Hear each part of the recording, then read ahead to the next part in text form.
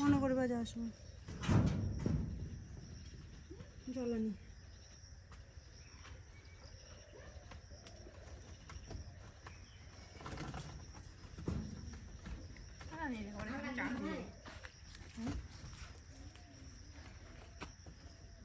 একটা পাতলা গেঞ্জি পরগা। নমস্কার, কেমন আছেন সবাই? আশা করছি সবাই খুব ভালো আছেন। আপনাদের আশীর্বাদে আমিও খুব ভালো আছি। তো আজকে চলে এসেছি সম্পূর্ণ একটি নতুন ভিডিও নিয়ে, একদম অন্য রকম একটি ব্লগ ভিডিও নিয়ে আছে আপনাদের সামনে হাজির হয়েছি। তো তার আগে আপনাদের সঙ্গে এই যে ভদ্রমহিলাকে দেখতে পাচ্ছেন তার পরিচয় করিয়ে দেবো। ইনি হচ্ছেন আমার দিদা, আর তার পাশে যে কাঠবিড়ালিটা দেখতে পাচ্ছেন যে আমার হাতে হাতে কাজ করে দিচ্ছে, ও হচ্ছে আমার দেওর কম ভাই বলতে পারেন। ওকে আমি দেওর কখনোই ভাবি না, সবসময় আমার ছোট ভাইয়ের মতনই ওকে দেখি। তো সবার সাথে পরিচয় করিয়ে দিলাম সামনে যাকে যাকে দেখতে পাচ্ছেন। তো চলুন, দিদা কেন এসেছে আজকে সেটাই আপনাদের সঙ্গে শেয়ার করব। হয়তো পুরোটা আমি আজকে শেয়ার করতে পারবো না, তবে যতটুকু পারবো আমি শেয়ার করার চেষ্টা করব। এইটা হচ্ছে আমাদের একটি চালা বলতে পারেন, যেখানে আমি রান্নাবান্না করব। রান্নাবান্না করার জন্য আমার তো একটা উনুনের খুবই দরকার। তো আমি তো উনুন বসাতে পারি না, আর আমার শাশুড়ি মাও সেরকমভাবে উনুন বসাতে পারে না। তো সেই জন্য আমি দিদাকে ফোন করে রিকোয়েস্ট করেছিলাম, একটা আবদারই বলতে পারেন, যে আমাকে একটা উনুন বসিয়ে দিতে হবে। তো সেই জন্যই দিদা সকালবেলায় আমাদের বাড়িতে এসেছে আমায় উনুন তৈরি করে দেওয়ার জন্য। তো দিদা এখানে তো একা একা মাটি মেখে উনুন তৈরি করতে গেলে অনেকটাই কষ্ট হয়ে যেত। এমনিতেই খুব গরম, দেখতেই পাচ্ছ যে আমার দিদা খুব ঘেমে গেছে। তাই জন্য আমি দিদাকে মাটি মেখে মেখে দিচ্ছিলাম, আর আমার দিদা উনুন করছিল। আর যে দেখছেন আমার ভাই, ও মাটি কেটে কেটে এনে আমাকে দিচ্ছিল। আর একটা কথা সবার আগে ক্লিয়ার করে দিই, আমি যেহেতু নতুন ভিডিও করছি, ভিডিওর ব্যাপারে আমি সেরকম কিছু আমার জানা নেই।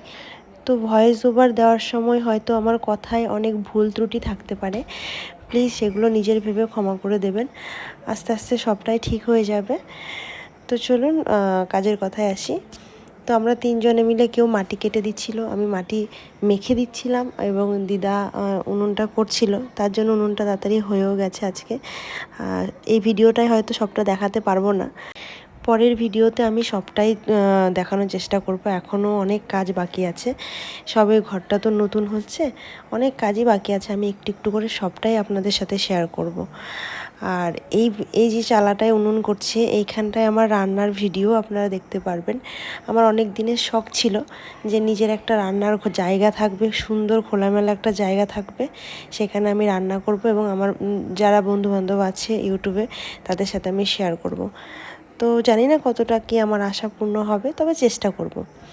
তো এই যে উনুনটা দেখতে পাচ্ছেন, এই উনুনটায় পাইপের উনুন হবে, যেন কালিটা কম হয়। মানে ঝিকের উনুন হলে খুব কালি হয়, ওই জন্য পাইপের উনুন বসানোর চেষ্টা চলছে। আর এই পাইপটা এত ভারী বন্ধুরা, দিদার দ্বারা একা পাইপটা চাগিয়ে নিয়ে উনুনে সেট করাটা ভীষণ একটুখানি প্রবলেমের ব্যাপার হয়ে যাচ্ছিল। তো যাই হোক, দিদা খানিকক্ষণ একা একা ট্রাই করলো, কিন্তু কিছুতেই কিছু হচ্ছিল না। আপনারা দেখতেই পাচ্ছেন এই পাইপটা নিয়ে কম করে আধা ঘন্টা, মানে 30 মিনিট যুদ্ধ চালানোর পরেও দিদা একা একা কিছুতেই পারলো না। শেষমেশ আমি এসে একটুখানি ধরলাম যে যদি একটু হেল্প হয়, কিন্তু পাইপটা এত ভারী, আমিও এক হাতে চাগাতে পারছিলাম না, পাইপটা এত ওয়েট। তো তারপর দুজনে মিলে পাইপটা সেট করার চেষ্টা করলাম, কোনো রকমে বসালাম। বাট নিচে যে বাঁশটা দেখতে পাচ্ছেন, এই বাঁশটার সাথে পাইপটা ঠেকে যাচ্ছিলো। এবার বাঁশটার সাথে তো পাইপটা ঠেকে গেলে হবে না, কারণ পাইপটা যখন গরম হবে রান্না করতে করতে, তো তখন আগুন ধরে যাওয়ার ভয়টা থাকে। তো সেই জন্য এখন কি করবে দিদা বুঝতেই পারছে না, এদিক সেদিক করে অনেক রকমভাবে চেষ্টা করলো, বাট কিছুতেই কিছু হলো না। ইট দিয়ে, এই দিয়ে, সেই দিয়ে, কিছুতেই কিছু হলো না। শেষমেশ দিদার লাশ, মানে বোম্বাস্ত্র বলতে পারেন, বের করলো, সেটা হলো বাঁশটাই কেটে দেওয়া। তো বাঁশটা ওখান দিয়ে কাটার পরে তারপরে সেটটা হয়েছে কোনো রকম, আপনারা দেখতেই পাবেন। বন্ধুরা, বহু যুদ্ধের পর এই বাঁশ ফাঁস কেটে নিয়ে তবেই গিয়ে পাইপটা সেট করে বসাতে পেরেছে আমার দিদা। সত্যি কথা বলতে পাইপটা যদি সেট করে না বসাতে পারতো আমাদের উনুন করার মানে প্ল্যানিংটাই নষ্ট হয়ে যেত। কারণ মেন কালির জন্য পাইপের উনুনটা করা, ঝিকের উনুনে প্রচণ্ড হাঁড়ি কড়ায় কালি হয়ে যায়। আর এই পাইপের উনুনে যাদের যাদের আছে মানে যারা ব্যবহার করেন তারাই জানবে যে পাইপের উনুনে কতটা কমফোর্টেবল, কালি হয় না, হাতে ছ্যাঁকা লাগে না, মানে সব দিক থেকেই ভালো আর কি। তো সেই জন্য পাইপের উনুনটা করবো বলে দিদাকে ডেকে নিয়ে এসেছি। তো শেষমেশ দেখুন বন্ধুরা, অনেক জোড়াপট্টি দিয়ে পাইপটা সেট করা গেছে শেষমেশ। উনুনটা যেহেতু দুটো মুখ হবে, এক পাশে ভাত এবং এক পাশে তরকারি খুব তাড়াতাড়ি হয়ে যাবে গ্যাসের মতো।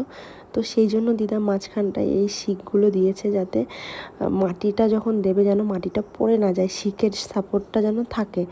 তো সেই জন্য কটা লোহার শিক এরকম ছোটো ছোটো করে কেটে দিদা এখানটায় দিল।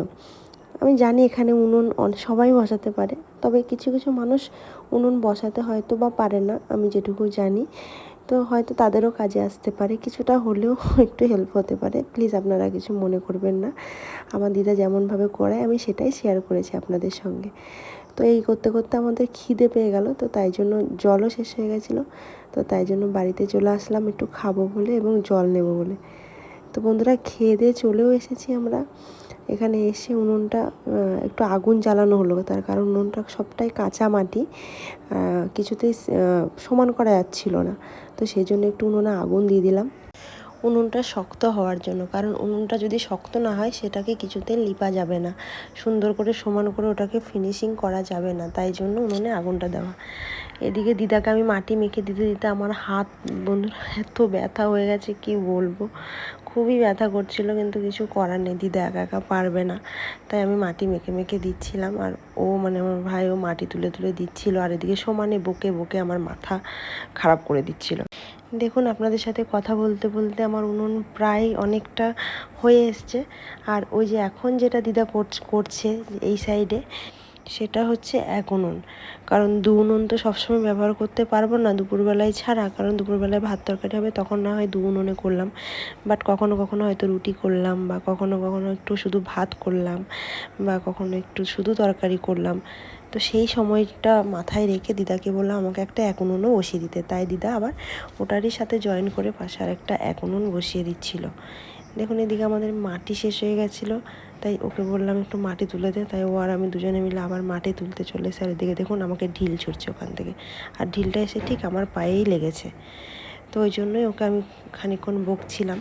আর একটা কথা যদি শোনে বন্ধুরা, একটা কথা শুনবে না, ও এত দুষ্ট এত দুষ্ট।